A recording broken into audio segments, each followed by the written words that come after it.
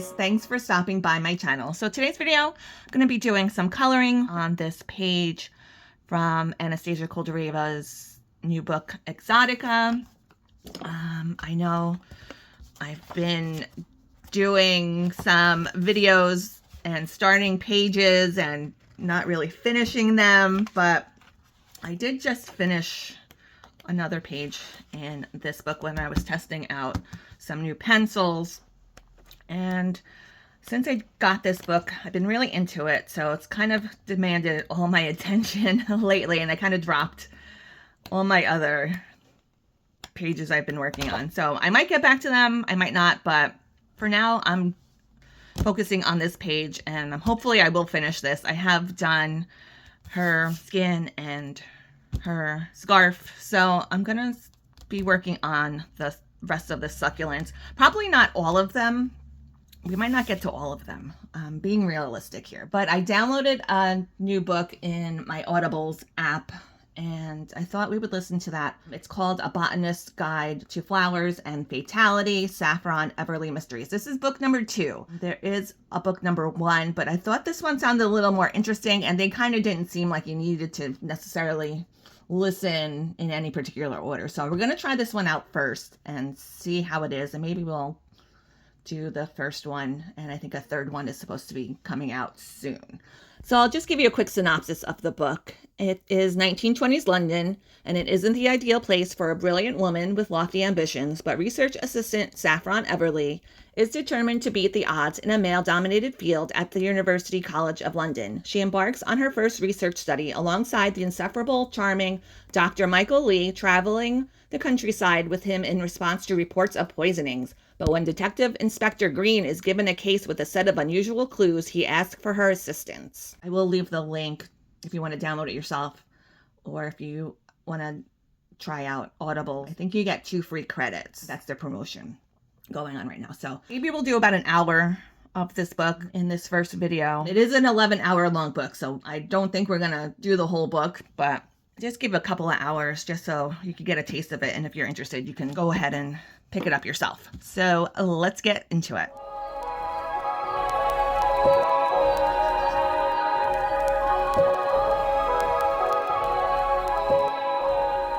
Dreamscape presents A Botanist's Guide to Flowers and Fatality by Kate Kavari, narrated by Jodie Harris.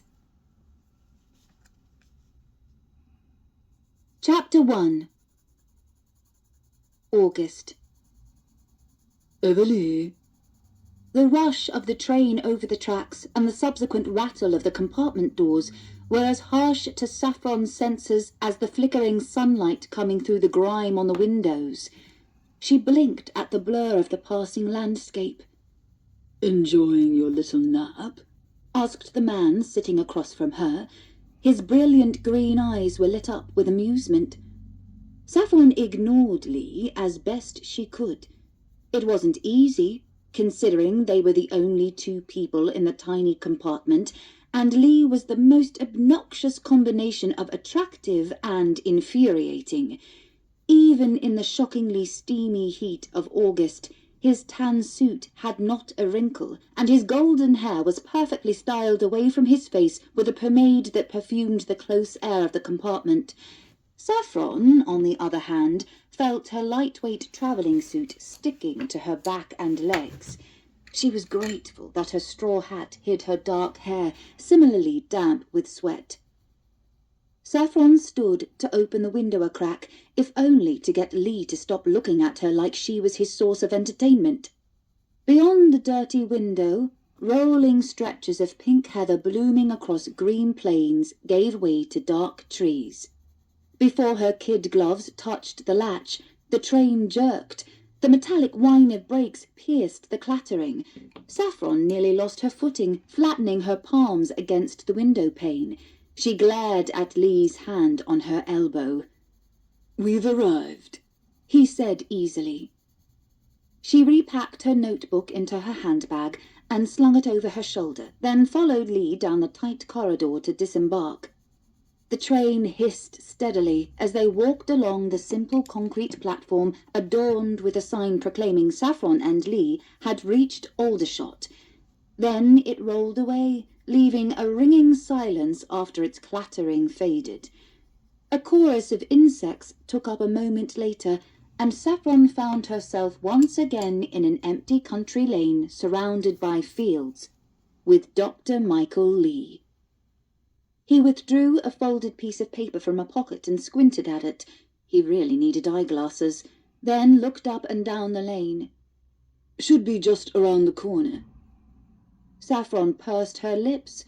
The lane went on for at least a mile in either direction. Lee smirked. "Metaphorically speaking." He tipped his straw Panama upward and nodded to the south. "I suppose it's that way." She couldn't help but wrinkle her nose. "You suppose?" "Yes. The report said it was south of the station." Saffron could already feel her temper climbing along with the temperature. Perspiration pricked along the nape of her neck. "You didn't check on a map?" Lee heaved a sigh. "This was rather last minute, you know. I was only told we were coming here when I arrived at the North Wing this morning." "That's no different from 2 weeks ago when I heard first about Thaden Mount, and yet I had time to check the map," Saffron shot back. Getting lost in Hampshire might be a minor inconvenience to him, but it might mean something more serious for the boy they'd been sent here to help. "Now, no need to worry," Lee said in a placating voice that made Saffron want to strangle him. "It seems we're saved from wandering these bucolic fields indefinitely." He pointed down the lane to an approaching cart. They stepped to the side of the lane, and Lee raised a hand to flag down the man driving the cart, a large fellow in rough clothing, with a fraying hat shading a florid complexion and anxious eyes. "You wouldn't be the folks down from town to see about the Evans boy?" he asked the moment his aged horse came to a halt before them. "We are," Saffron replied. "Can you give us the direction?" "I came to fetch you," the man replied. "Good of you to come. Local doctor wouldn't, the wretch. I work for the family. Climb up." Wordlessly, Lee climbed into the back of the cart and offered Saffron a hand. They perched on 2 crates half buried in hay, Lee tapping his fingers on his black case all the while.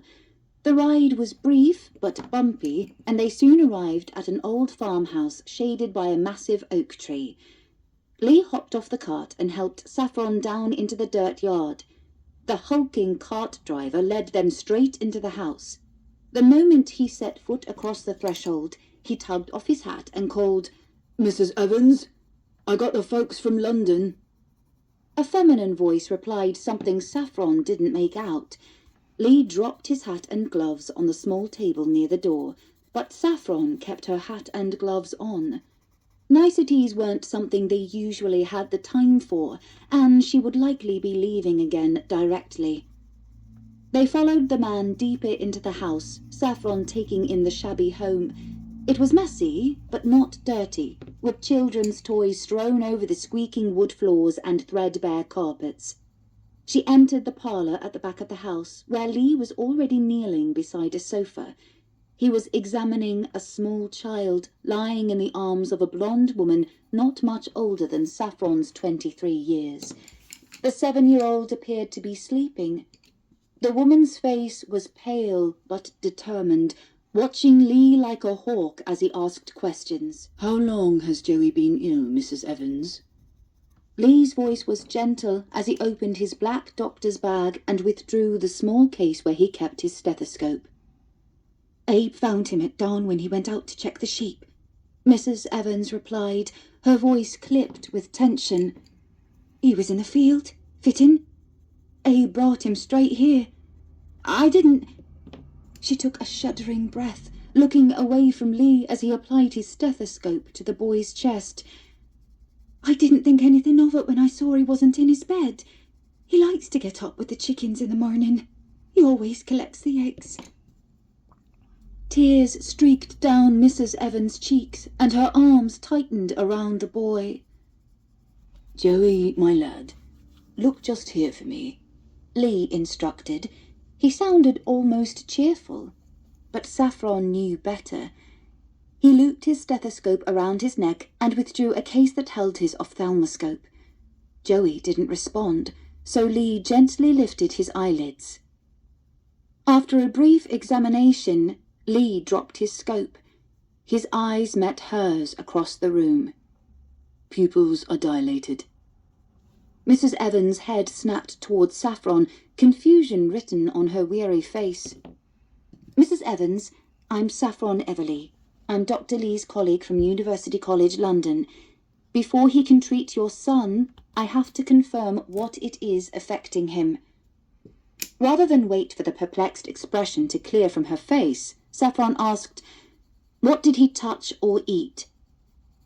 "I don't know." Mrs. Evans' face crumpled. "I don't know, and he won't wake up. But he shakes so violently, and he smiles like—" "He smiles?" Lee asked sharply.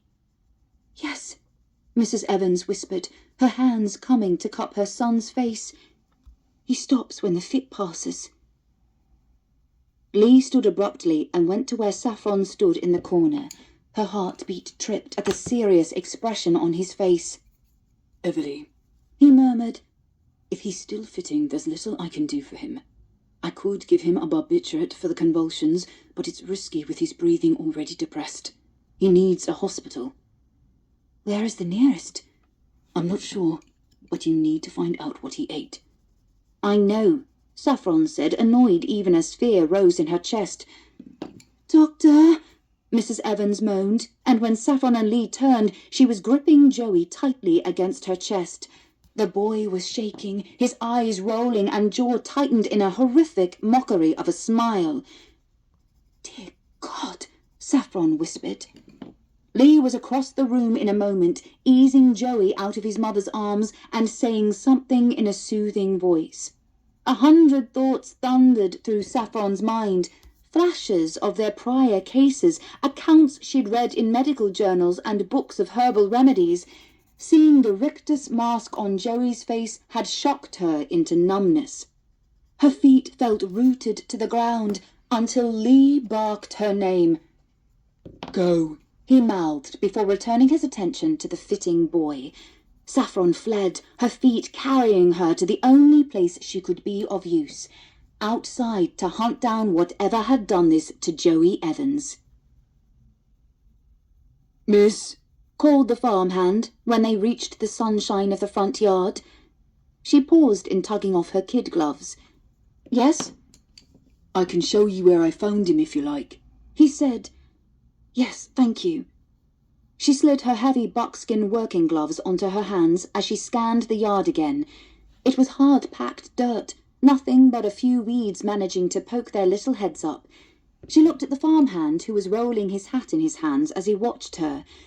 The mixture of doubt and worry creasing his face made her question come out more snappishly than she'd intended. "What is your name?" "Abraham Grant. Folks call me Abe." "Well, Abe."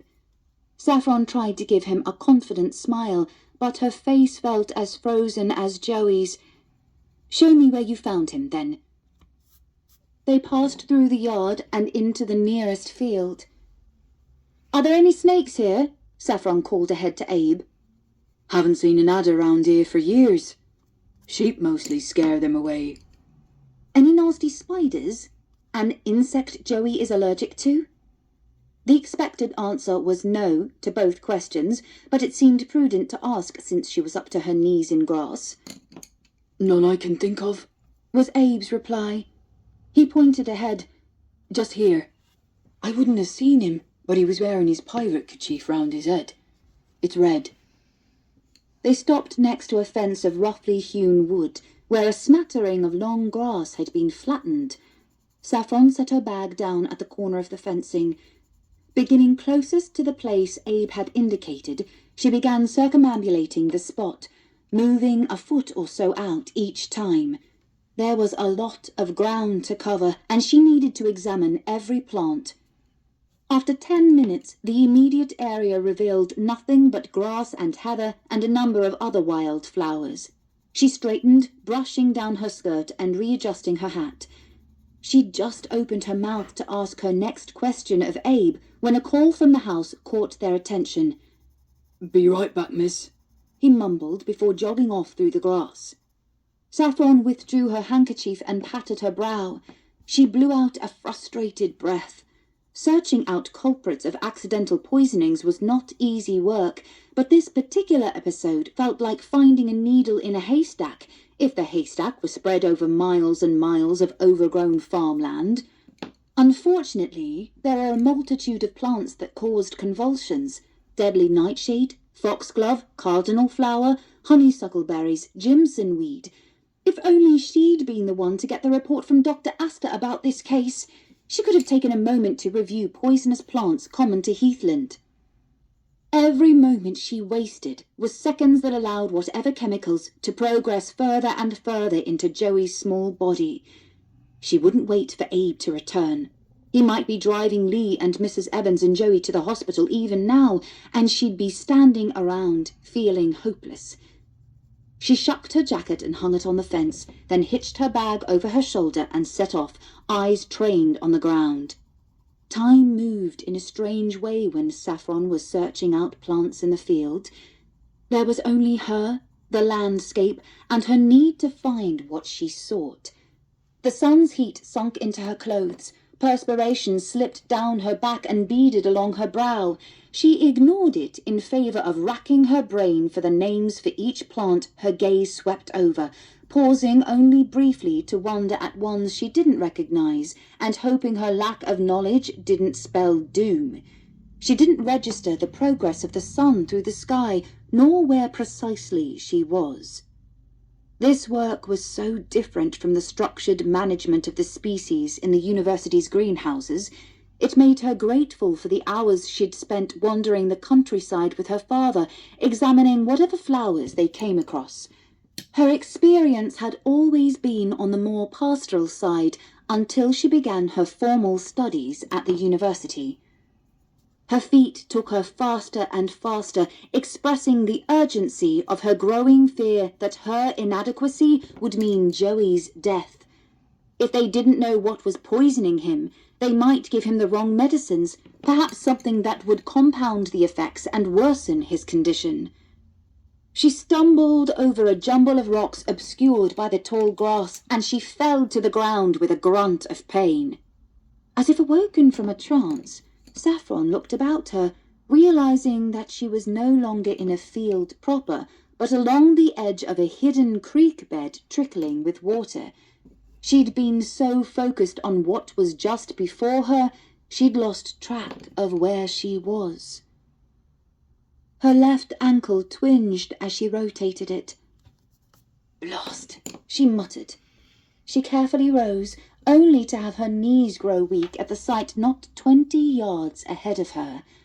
Small, lacy white blooms clustered above fern-like leaves, masses of them lining the creek, winsome and pretty to anyone not familiar with the toxins that lurked in every part of the plant. Had her mouth not already been parched, it would have gone dry. How many times had her father warned her of thinking herself clever for finding a wild carrot or parsnip? How many a sheep or cow had been felled by one bite? And there it was, growing as gaily as any wildflower. Her ankle forced her to walk slowly when all she wanted to do was rush forward and search for any sign the plants had recently been disturbed. A cut stalk, an exposed section of roots, crushed flowers. Hemlock was one of the most poisonous plants that grew in England. Any part of it might have harmed Joey. Her examination was swift. 2 segments of broken stalk, hollow within like a reed, lay in the grass just at the edge of the nearest clump. When she exhumed 2 of the smallest plants, she found the telltale pale roots that indicated she'd discovered hemlock water dropwort, a kind of hemlock that was equally poisonous as its more famous relatives. It was clear from the dirt-covered appendages that the nickname Dead Man's Fingers was well deserved. She wrapped the broken stalks and the roots of the plants in the leather sack she'd brought with her, and set off the way she'd come, holding the samples far from her body. Eating the plant wasn't the only way to come to harm from it. The twinge in her ankle soon became a burn, and before she'd passed back into the more orderly field surrounding the Evans farm, it was throbbing badly. Saffron paused for a break, leaning on a fence post and mopping her sticky face with her handkerchief. The insects cranked out their rhythms beyond the trees. The field shimmered with green and gold as a welcome breeze cantered through, but there was no peace in it. Urgency tensed her muscles to move. She didn't notice the figure of a man until he was nearly upon her. Saffron shot to her feet, only to stumble on her weak ankle and swallow a yelp of pain. "Lee! You can't sneak up on me in the middle of nowhere. You might have been anyone." He came forward, hands raised in mock surrender. It's your own fault you're in the middle of nowhere. You've scouted nearly a mile from the house. It took me ages to find you. "Why did you find me?" Saffron eased her back onto the fence post to alleviate the strain on her ankle. "Shouldn't you be with the Evanses at the hospital?" The nearest place was the military base just a few miles down the road. Abe brought me back to collect you. He nodded to the plants, which she'd set down at a safe distance from her legs. I see you've had luck. What is it? "Dead man's fingers," Saffron said, glaring down at the plants. "I found a stalk had been broken off. Looked as if someone might have used it as a pea shooter. The stalks are hollow. It doesn't mean that it was Joey, but—" Is that a kind of hemlock? Lee interrupted, looking curiously down at the lacy flowers. Looks like that picture you showed me when we began this little venture. Ananthe crocata, hemlock waterdropwort. It belongs to the Apiaceae family, same as the plants traditionally known as hemlock. She pressed the handkerchief beneath the mass of her dark hair, which pressed heat on her neck like a hot water bottle. "I ought to have known. His smile, the rictus smile, that should have been more than enough to tell me. And the stream was the perfect place for it to grow. But any country boy ought to have known about hemlock of any kind. I wasn't permitted to leave the house at the start of spring without being able to pick it out as dangerous." Lee shot her a wry smile. You were raised by a botanist, Everleigh. From what Mrs. Evans told me, Joey is lucky if he has half her attention on a good day. After Mr. Evans was killed in action, she's been trying to run their farm on her own, with only Abe's help. Saffron bit her lip. It was a horrible situation for all of them. Mrs. Evans would no doubt feel a great deal of guilt, and it was a miracle that Joey was still alive at all if he'd come in contact with hemlock. But how long would that miracle last? She started forward, eager to do whatever she could in her limited capacity now the plant had been identified.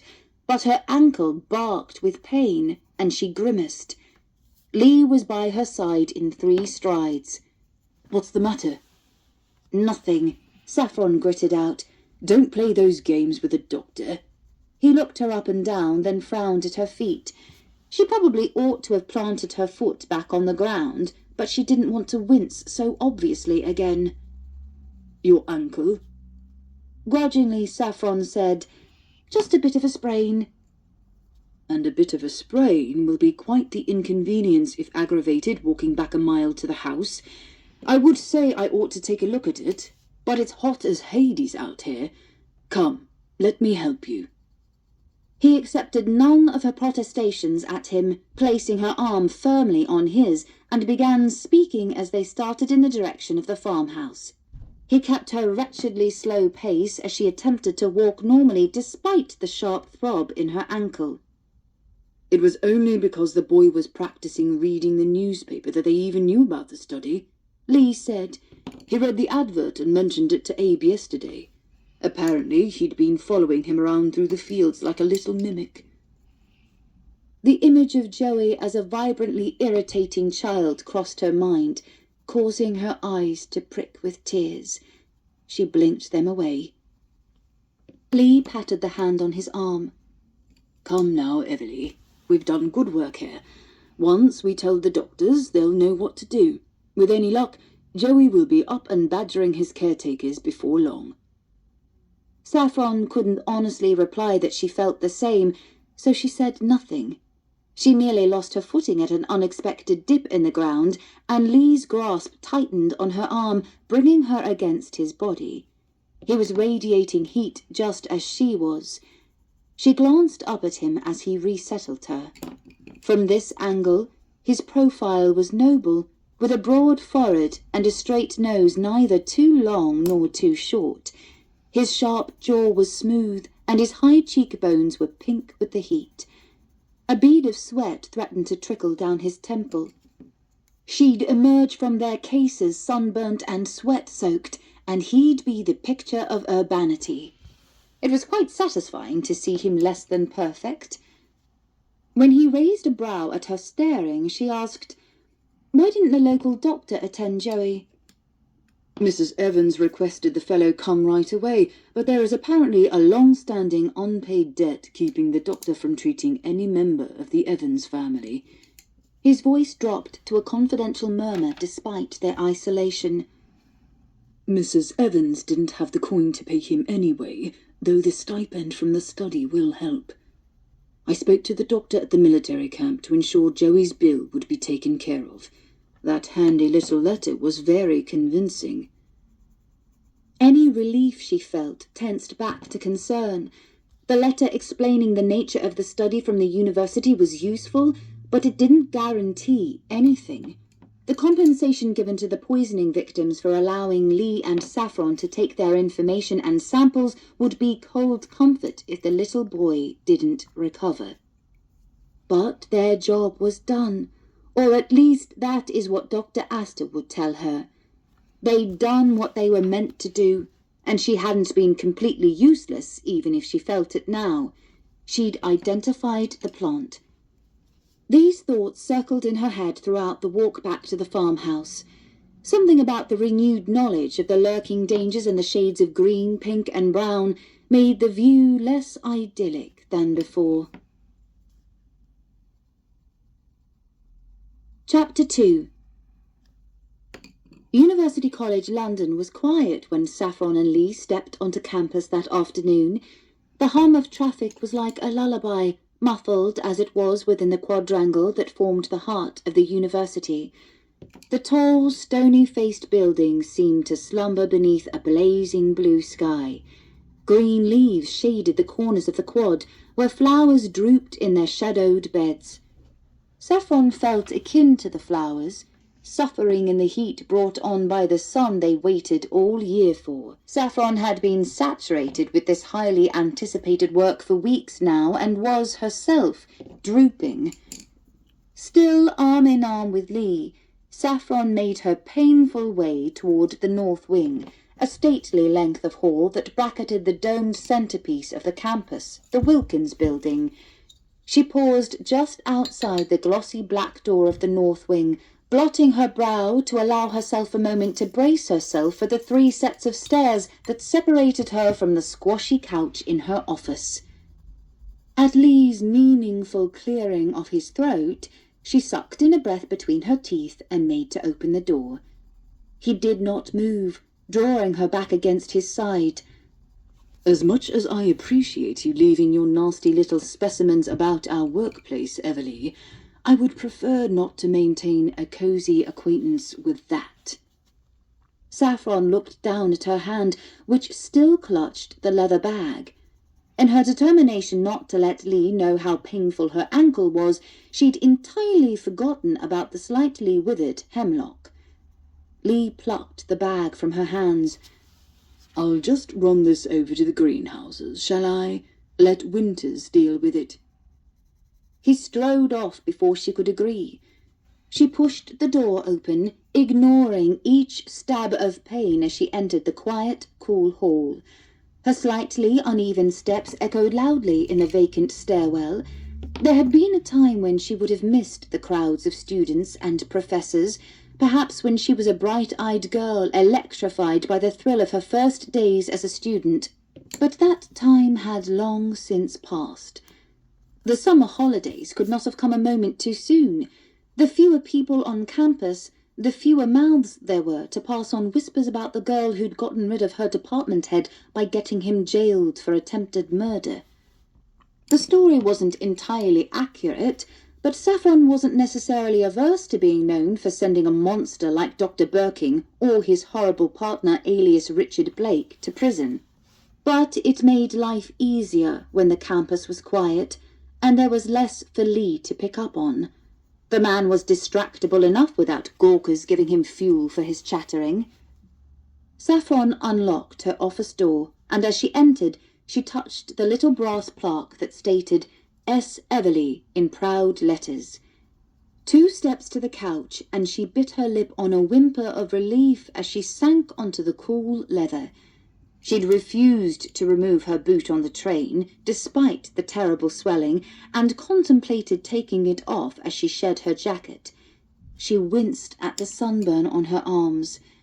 Gingerly, she propped her foot on the couch's arm and rested her head on the other, grateful that, for the moment, the office was hers alone.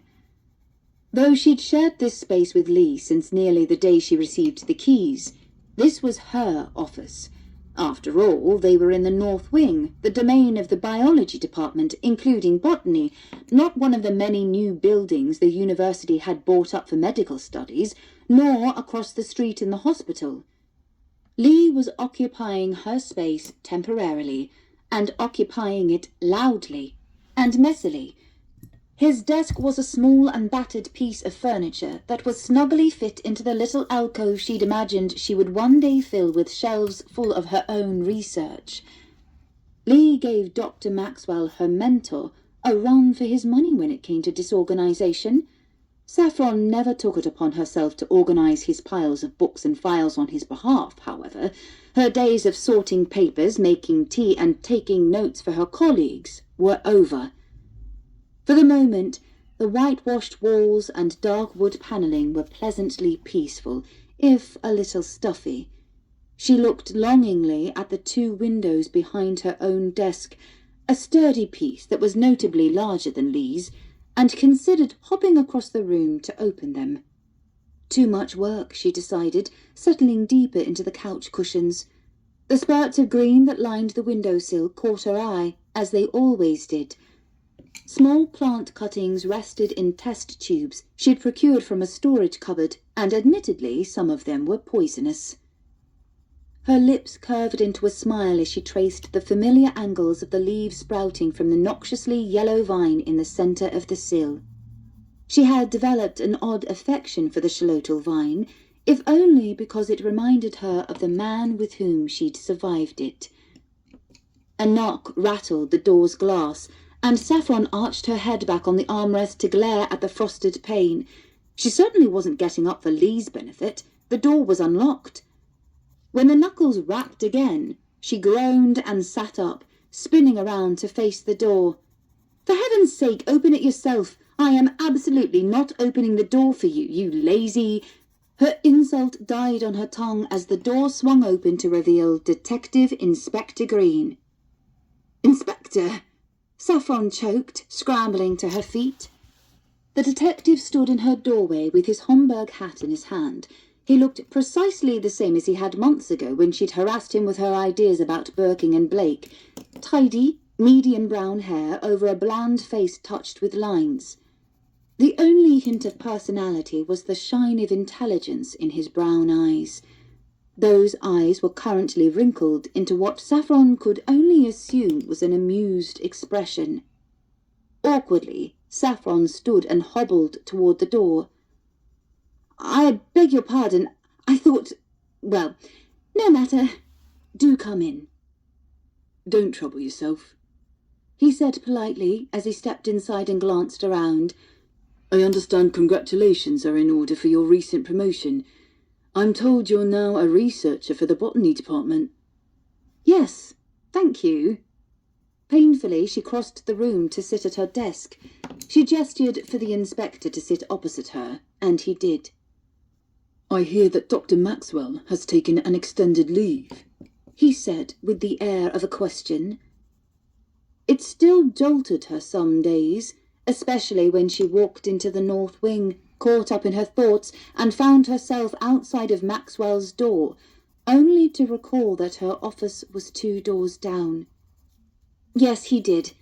I'm not sure when he'll return to the U.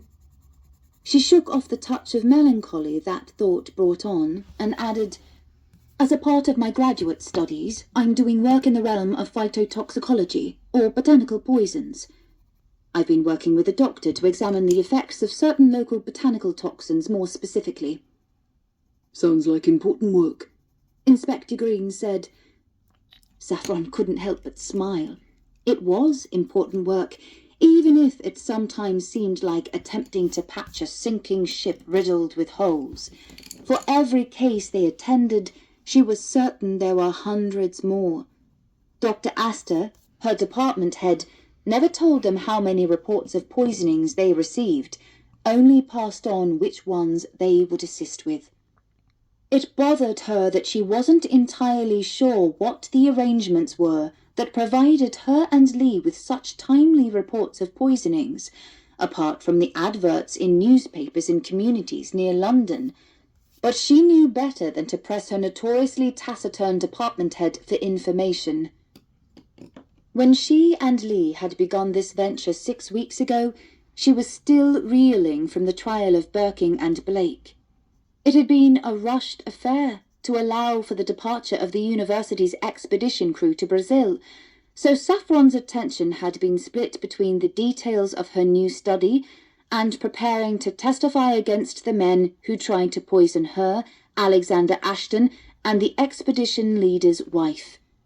Her role in the trial had been rather different from what she'd imagined, and now, weeks later, Saffron felt it was too late to ask Astor to confirm some of the fuzzy details of the study she and Lee had been assigned. It wasn't so much a study as a collection of case studies. Lee attended to victims of suspected botanical poisonings, and Saffron discovered the culprits in fields and gardens. They both collected samples, then wrote up a report and analysis of the plants and toxins involved and submitted it to Astor.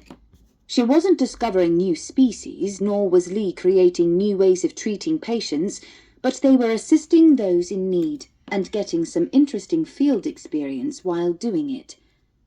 Saffron had to admit that she was delighted to be receiving such attention for her work from the new head of the botany department, rather than the lecherous attention the previous one used to give her, even if that attention came with a partner she hadn't expected or wanted. Saffron smiled appreciatively at Inspector Green. The study is definitely informative, but please, tell me what brings you here. The inspector tilted his head thoughtfully. You'll remember when we wrapped up our previous business that you were less than impressed with the Yard's poison expert. I believe your exact words were that you could do a better job. Saffron flushed at this, but he continued. Now, I can't replace the man, but I'm within my power to seek alternatives when needed. I've been given a case, Miss Everleigh, and I want your help. Saffron had to stop her jaw from dropping. Surely this was a joke. The inspector had resented her meddling and poking about in his investigation, and had warned her off several times. Of course he wasn't serious. Before she had the chance to reply, he extracted a file from his pocket and opened it, handing her several photographs. What do you make of these? The glossy photographs showed a bouquet in a crystal vase on a polished table. The other images were close-ups of the flowers. A bouquet? Saffron asked. Well, she examined the black and white images. The first thing she noticed was a long stalk of something drooping over the edge of the vase that bore small fruit that would fit in the circle created by putting her forefinger and thumb together. The crown on the tops of the immature fruits indicated these could only be one thing: pomegranates. A cluster of small flowers under the pomegranate branch called to mind buttercups she might have searched out in the field surrounding her grandfather's estate, competing with her father to see who might find the most perfect one. It was an unusual choice for a city-bought bouquet, not the least because it was included on her list of native poisonous plants. They had not yet had a case study with Ranunculus acris, perhaps because few would eat it, given the unpleasant acrid taste the plants were named for. Next to it was a tower of doleful speckled bells hanging heavily off to one side. It was digitalis, foxglove. A prickling sensation raced along her arms. Inspector Green was a homicide detective. Perhaps this bouquet had to do with a murder. She could believe it, with the toxic potential of the flowers that comprised it. She flipped to the next photograph, more close-ups confirming that the little rounded flowers were buttercups. Though as she squinted down at the photograph, something was strange about their stems. She retrieved her magnifying glass from her desk drawer and examined the photograph closely. These stems were cut, nicked. That's curious. Why? Buttercups are pleasant enough flowers, but the sap causes irritation. There are old stories of people seeking alms from the wealthy by faking skin conditions using the sap of buttercups to muster sympathy. The nicks on the stems look fairly regular. So that would mean the sender... She peered up at him uncertainly. Meant to cause harm to the recipient. There was a pause, during which Saffron rallied her relevant thoughts. This bouquet isn't something you could easily buy from a shop. Foxglove is common enough fare for flower arrangements, but these buttercups are likely wild flowers, and a pomegranate branch? I've never seen such a thing in a bouquet. Inspector Green removed from his file another set of photographs. And these? Saffron searched the photographs quickly. They showed lush tuberose and the delicate blooms of a rhododendron bush. She shuffled the photographs for a better detailed image. Another angle revealed a grim-looking flower she knew all too well. Aconite? She glanced up at the inspector, who nodded. The forlorn hoods of the aconite flower were nestled next to another familiar plant, one that was equally unpleasant. The broad, heart-shaped leaves of Urtica dioica were covered in tiny hairs that caught on skin and left behind histamines, according to Lee. They'd responded to a case of dermatitis as a result of incautious contact with stinging nettle. She identified each plant to Inspector Green, whereupon he asked, Would you mind writing it down? With the magnifier in hand, Saffron jotted down the components of the bouquets, lingering over the nettle. There was no way that had been included without the sender's knowledge that it was dangerous. When she was finished, she passed the paper to Inspector Green, who made a movement as if to leave. Inspector? Yes? They looked at each other for a long moment before Saffron, gauging her luck, asked, Have the recipients of these bouquets been killed? They have. She refrained from leaning forward across her desk in interest. How did they die? Were they poisoned? Strangulation, He said with distaste. The other was smothered and suffocated. Oh. Saffron blinked. That wasn't at all what she expected. The inspector allowed silence to fall in the warm room. After a minute, he cleared his throat and said, It's unusual, no doubt. I recognised the aconite thanks to your evidence in the Birking and Blake case, and thought there might be something to the flowers since they were present in both cases. I thought you might shed some light on them. For example, where would the perpetrator get these plants? Saffron considered, examining the photographs again. Did these incidents happen this week? No. The first was 2 weeks ago, the 28th of July. The second took place 2 days later. Ah. Saffron mulled over the dates, wondering why the inspector had waited nearly 2 weeks to ask her about the bouquets. All of these plants would be easy to find, she told him. They would be in bloom, and they're mostly garden staples like rhododendron. That's actually poisonous as well. Honey made from rhododendron flowers felled legions of Greek soldiers 2,000 years ago. It's really quite funny. Another army made the same mistake a few hundred years later. Saffron caught the vague amusement on Inspector Green's face and cut herself off. She couldn't help but get excited. This conversation touched precisely on what she had been working so hard on. But this was about murder, so it called for circumspection. Straightening up and folding her hands before her on the desk, Saffron said calmly, "Poisonous plants aren't uncommon, even in carefully planned gardens. Most people don't realize how many dangerous things are right under their noses. This person could have cut most of these plants from a garden or bought them in a shop. Apart from the nettle, no one but someone with knowledge of old remedies would grow that intentionally."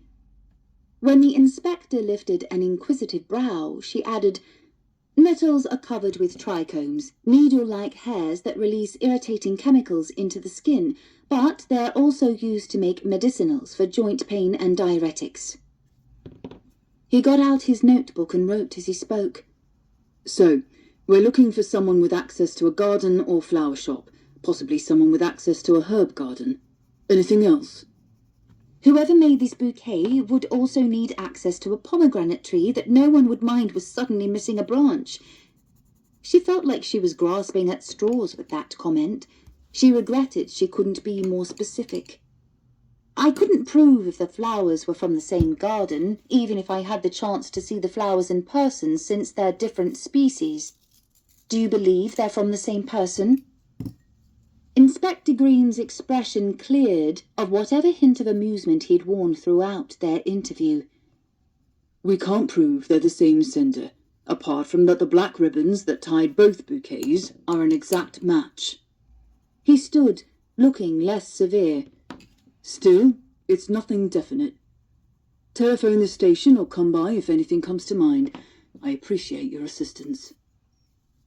Disappointed that she hadn't been able to provide him more insight than what he could have found in a flower guidebook, she asked quickly, "Can I keep the photographs? Just for a few days?" The inspector nodded and picked up the list of flowers. Saffron stood and accompanied him to the door, where they shook hands before he departed. Chapter 3. Lee entered the office moments after the inspector disappeared down the hall. He sat on the couch, arms stretched over the top, as relaxed as if he'd been sitting there for hours. "Who was that?" "An old colleague of mine," Saffron said lightly, crossing gingerly back to her desk. "Just stopped by to ask for some advice." "From the university?" "No." She flipped over one of the photographs, relishing her advantage. Lee was curious, she could tell. "Oh, you're making me be a detective, are you?"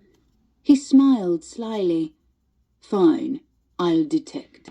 You haven't worked outside of the university, unless I'm very much mistaken. He had the air of a working man, so definitely not a university donor. Volunteer work, perhaps. Didn't seem like the godly sort, so not a man of the cloth. He came for no more than an hour, as I haven't been gone that long. He brought you something, and it's on your desk. You keep looking down at it," he finished triumphantly. She leaned her elbows on top of the desk to obscure the photographs. "All right, Sherlock. Any deductions? Who is my mysterious colleague?" He stroked his chin in faux concentration. "I say, that man is a police officer." Saffron's mouth dropped open. "How could you possibly know that?" Lee cackled. "I met him in the hall on my way back." She pursed her lips. "Well, what did he want? Did you get fed up with someone and slip them one of your ghastly samples? You're being hauled off to prison?" "As I said, he came to consult me," she said with forced dignity. "Did he bring you anything interesting?" "Nothing to interest you." She shuffled around a few papers, avoiding looking at the photographs. Lee looked at her suspiciously, but said nothing. "This was precisely the problem with this partnership," she groused as she flicked through her notebook. She'd expected a far less involved partner, one she saw maybe once or twice a week, not a man who sat practically on top of her in her office, mussing her books and papers, taking up all the air in the stuffy room. She shot him a severe look, only to catch him suppressing a smile as he thumbed through one of his medical textbooks. After pretending to ignore the photographs for 5 minutes, sneaking glances when she thought Lee wasn't looking, she finally gave up.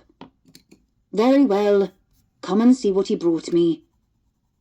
He was at her side in a moment with a broad grin. "If you insist." She showed him the photographs and described the mysterious bouquets. Lee examined them with the magnifying glass, leaning over her with utter disregard for her personal space. At least he smelled pleasant. "I don't know half these flowers," he said, straightening up and leaning a hip on her desk. "Even with your edifying influence, I might only be able to pick roses out of a flower garden. I've sent my fair share of those to worthy gals." He winked. She rolled her eyes. "Roses are all well and good, I suppose, for the right woman, and the right sort, of course. Red roses can be dangerous things, though, and I'm not talking about thorns. Red speaks too loudly of love. I made that mistake in my youth. I believe her name was Lucille, and she was a first-rate girl, let me tell you." Saffron had long since stopped listening. Roses represented love, and there was rosemary for remembrance, of course. She'd memorized that bit of Shakespeare easily. "There's rosemary for you, that's for remembrance. Pray you, love, remember. And there is pansies, that's for thoughts." It made Saffron wonder what each of the flowers in the bouquets were for. "I'll just go to the library," she murmured, interrupting Lee's reminiscence about his past paramour. "What now? Why?" "I want to look something up," she said non-committally, gathering up her things. "Well, if you're going to the library, I might as well come too." The pain in her ankle hadn't lessened any, but it was far easier to ignore now she had something so fascinating to occupy her mind. They passed through the empty hall that connected the north wing to the Wilkins building, which housed the library. The octagonal Flaxman gallery in the foyer of the building was utterly silent and still. The motes of dust suspended in the stagnant air of the high ceiling moved no more than the marble statue dominating the centre of the room. A musty rush of slightly cooler air washed over her as they passed through the glass-panelled doors into the library. The long hall, filled with tall shelves, was equally noiseless, though the tables were dotted with a handful of late-afternoon researchers. Lee followed Saffron to a spot they frequented, the small botany section near the back. "I thought we were going to look at something interesting," Lee groaned over Saffron's shoulder. He wandered away. Saffron's eyes ran over titles she'd practically memorized over the years. No, nothing that would help her here. She wondered where etiquette books would be, if any were in the university's library at all. She found her way to the social section, and there she found what she was looking for. A small book sat lonely on the bottom shelf. It was called, rather wordily, she thought, Flowers, Their Language, Poetry, and Sentiment. The book declared, "No spoken word can approach to the delicacy of sentiment to be inferred from a flower seasonably offered." Saffron brought the book to the nearest table. She spread out the photographs in front of her. In the clear, blue-tinted light coming from the nearest window, she annotated the flowers in each bouquet with the interpretations offered by the book. The bouquets became more meaningful and concerning with every turn of a page. There was a whole alarming story written out in those petals. In her notebook, she wrote, Bouquet 1, Strangled. Buttercup, Desire for riches or childishness. Foxglove, Insincerity. Pomegranate, Conceit or foolishness. She moved to the next bouquet and found its flowers were just as meaningful. Bouquet 2, Suffocated. Tuberose, dangerous pleasure or a sweet voice. Rhododendron, danger or agitation. Aconite, treachery. Nettle, slander or cruelty. Biting the end of her pen, she puzzled over the last one. Several of the flowers had double meanings, but perhaps only one meaning was intended. For someone who'd been murdered, dangerous pleasure seemed more likely than a sweet voice. She could hardly believe that anyone was actually interested in floriography anymore, its popularity having faded decades ago. But the combination of flowers told such a clear story, there was no way the bouquets had been assembled by accident. Not pleased with the flowers? Lee asked, making her jump. He slid into a chair across from her. She smoothed a hand over her notebook with a frown. If I'm to believe in the Victorian tradition of secret messages via bouquets, then no, I'm not pleased at all. These are not happy flowers. Without asking, he took her notebook and held it up to read. No, not happy, he concluded, putting it back in front of her. Well, shall we head back then? Back to where? Saffron asked, gathering up her things. The office, Everleigh, where we live these days. Saffron shook her head. No, I'll have to see if I can find another flower guide. I don't know if these are the only interpretations for these flowers. What? You're going off to investigate nasty bouquets?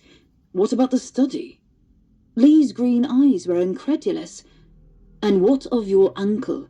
You can barely walk. Guilt touched her mind, but they had done what they could for Joey Evans, and her ankle would heal well enough, even if she did walk on it a bit more. Dr. Astor would expect a report tomorrow, but that could be done in the morning. It would be impossible to concentrate when she had evidence from 2 murders to investigate. I'm home, Eliza, Saffron called from the front door of the flat. Yes, darling, I gathered from the door slamming, Elizabeth said, poking her head out from the kitchen. Her flatmate's sandy blonde bob was in perfect waves, her dark red lipstick impeccable, though it was late in the afternoon. Have a pleasant day? Considering there is a boy in Aldershot poisoned with hemlock. She paused as she discarded her dusty hat and gloves on the little table at the door to the flat.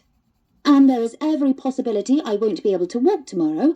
I would say not a pleasant day. Her search for more information about floriography had been pointless. Neither of the second-hand bookshops she'd gone to nor the lending library had stocked anything about flowers, let alone an outmoded method of communicating with them, and she'd nearly brought herself to tears attempting to board a bus with her abused ankle. She'd given up and come home, displeased but not discouraged. No, indeed, Elizabeth replied sympathetically. Her expression turned shrewd within seconds as she added, Lee isn't here, is he? I left him at the U. You're safe from his overwhelming charms. Elizabeth snorted and disappeared back into the kitchen. Her words were slightly muffled as she called, No need to tempt fate by sending him into my orbit once again. Saffron laughed and limped down the hall. Oh, yes, 2 meteoric individuals such as yourselves will inevitably collide if you spend too much time together. It's bound to happen, you know, was Elizabeth's response as Saffron entered the small kitchen. We are too spirited, too full of joie de vivre. He, the charismatic doctor, and me, the glamorous poet. You simply cannot have that much personality in one place. Saffron smothered a laugh. Putting Lee and Elizabeth in the same room together had produced fascinating results, namely an instant, inexplicable dislike on Elizabeth's part. Lee responded with overly courteous gestures that only served to further antagonize her. Never mind, Lee. Guess who appeared at my office door today? Elizabeth was all astonishment as Saffron explained the bouquets and their supposed meanings. I can't say I'm surprised he came to you for assistance, Elizabeth said, going to the sink where she began peeling a potato. We all know that anything green and poisonous is your ideal occupation. Elizabeth cast her a dark look. She had not been overjoyed to learn Saffron would be continuing to study poisons, which gave way to a grin. Well done, darling. Saffron stood to help her prepare supper, but Elizabeth pointed to the kitchen door. You've got to rest that ankle if you're going to get on with the bouquets. Besides, your post is in your room. You'll be most excited when you see who wrote you. Saffron acquiesced, knowing she was as useless in the kitchen as her ankle was currently. Elizabeth, her lifelong best friend and flatmate since they'd arrived in London a few years ago, was the domestic one. Her self-taught cooking skills bordered on gourmet, and her partiality for cleanliness erred on the side of fanatical. Elizabeth kept house for the pair of them in addition to working as a receptionist and writing lurid poetry in her spare time. It suited Saffron just fine. Her own domestic abilities were limited to the upper-class training of budgeting a large household, menu approval, and arranging flowers. Her mother and grandmother had certainly never anticipated Saffron living the life she'd made for herself, a scientist working in London. In her cosy bedroom, Saffron managed to pluck her boot from her sore ankle with only one minor curse slipping from her lips. She settled on her bed to examine the swollen joint, but was immediately distracted by the letters Elizabeth had laid on the foot of her bed. The looping, elegant handwriting on the smaller envelope, stating her name and address, gave her pause. This was definitely not the letter Elizabeth had been so gleeful about. She picked it up, feeling immediately that the envelope could only contain a piece or two of her grandmother's expensive sheets of stationery. She opened it, then scanned the neatly written words, and sighed. She hadn't known what to expect when she'd finally told her mother and grandparents, the Viscount and Viscountess Easting, about her involvement in the poisoning affair a few months before. Her testimony had been needed to make the case, or so the prosecuting barristers had told her, and she had been more than willing to provide it. She'd had no intention of allowing those monsters to go free, or have lesser sentences because she was too afraid of public scrutiny. But her grandfather had had other plans. One day Saffron was rehearsing her answers to the barristers' supplied questions, and the next, her grandfather's solicitor, Mr. Fazy, was knocking at the door of her office, telling her that she needed only to write a sworn testimony that would be read aloud in court. After a brief moment of hurt that her grandfather hadn't bothered to contact her himself, let alone inquire as to her well-being after being poisoned, she had agreed. Her study began the next week, and she'd been somewhat relieved that she wouldn't have to balance her time between the trial and her first independent work as a researcher. This letter, brief as it was just another reminder of the renewed gulf of separation that had developed between her and her family. Her grandmother continued to suggest that she return home, not realizing that Allington hadn't been Saffron's home for years. The only person Saffron regretted staying away from was her mother. Saffron sat staring at her grandmother's letter for so long that her eyes burned, and she closed them on the biting words. "You have proven your point," she wrote, "that you are just as capable of wasting time with dusty books and dirt as your father was. Be of value to our family, and return here to see how you may be of service to your mother." Violet Everleigh was as loving and caring as one could wish a mother to be. But it was clear that her lively but fragile spirit had been damaged by the heartbreak of losing her husband in the Great War. Saffron's response to her father dying had been to delve into his passion, botany, and her mother's had been to sequester herself, as if she might avoid further heartbreak by hiding. It had been years since Saffron could recall her mother leaving her grandparents' house. As much as it pained her to admit, Saffron's presence had not helped before she'd left Ellington, and it would not help her mother gain the courage to move beyond its doors now. Her hand unconsciously moved to her aching ankle. She may not be of much use to her mother, but she was of use to others. She'd helped catch 2 would-be murderers and prevented them stealing money from the university, and she'd identified the harmful materials that Joey and a handful of others had consumed. It wasn't life-saving, not like what Lee could do, but it was better than sipping tea in the parlour with dull suitors, coordinating the church fete, or knitting. Saffron grimaced. She detested knitting. Despite their own frequent correspondence, her mother didn't know exactly what Saffron was doing at the university. The deception was a painful one, but it would only worry her mother to know that she was out in the field chasing down poisonous plants. Helping people was a goal her mother would always approve of. There was a time when she'd felt sure that her father would have felt the same. She tossed the letter aside. A large, battered envelope from Macapá, Brazil, beckoned to her. She traced her fingers along the messy scrawl of her name before carefully opening the envelope. She first saw a photograph folded in tissue paper. A group of men stood in 3 rows at a campsite surrounded by blurred trees. They looked seriously at the camera, their loose shirts and trousers in varying states of disarray. Dr. Lawrence Henry, broad and strapping as ever, stood at ease in the centre of the group. Saffron squinted at the photograph, searching for a certain biologist among them. She found him on the edge in the back. Alexander Ashton was nearly unrecognizable, with his face partially obscured by a short, dark beard. What a pity young men didn't wear beards these days, she thought to herself, teeth sinking into her lower lip. His expression was serious, as it so often was, with his brows lowered slightly over dark eyes, the firm line of his mouth set. His black curls were a bit overlong and unruly. She examined the imprecise lines and shadows of his face for far too long before moving down to the rest of him. He wore no collar nor tie, allowing his shirt to part at his breastbone. He had a bandage around his hand, clearly visible with his shirt sleeves rolled up. Saffron let out an appreciative sigh. He was very handsome with a beard.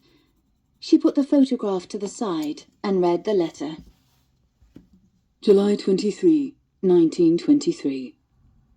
Dear Saffron, thank you for your last letter. It was a pleasant read as we went up the river to Santarém, where the Tapajós and Amazon rivers meet. The quote you included from Walt Whitman seemed especially fitting as we passed through miles and miles of wildness.